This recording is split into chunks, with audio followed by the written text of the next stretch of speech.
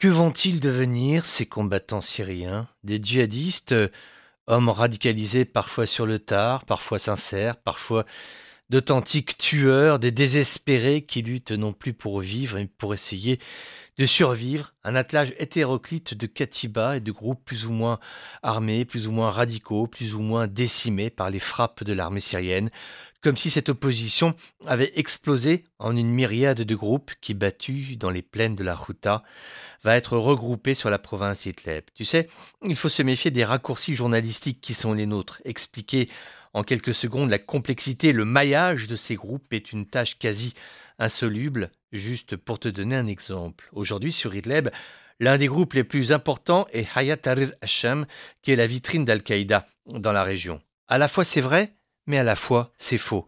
La vérité est qu'ils sont en désaccord entre eux, en interne. Depuis quelques mois, c'est une récurrence des analyses.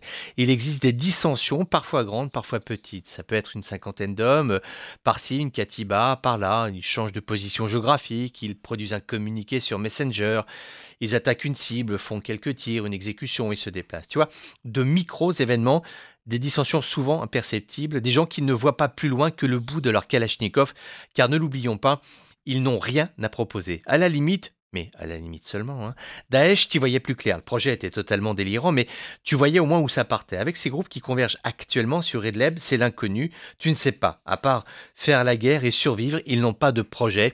La stratégie de regroupement de ces groupes est valide si un jour assaut est donné pour résoudre ce problème. Là, ce qui est à craindre, c'est qu'une puissance de la région, je pense à la Turquie, se dise bah, tiens, sur Idlib, un terrain favorable, chancelant, je vais y faire de la politique, ramasser les pots cassés, donner un peu de cohérence à tout cela et ainsi asseoir mon autorité, mon influence sur la région. Cette hypothèse a cours en ce moment. Ankara aurait la tentation de pousser ses pions sur Idlib, influencer, manipuler. Je te rappelle que la Turquie est le pays qui laissait passer à la frontière les camions de pétrole de Daesh. L'ambiguïté nous a coûté cher. Erdogan a-t-il la mémoire courte ou la mémoire longue? Va-t-il se laisser tenter une seconde fois par une aventure dans les zones grises syriennes, à moins qu'il n'ait déjà commencé? La question est ouverte.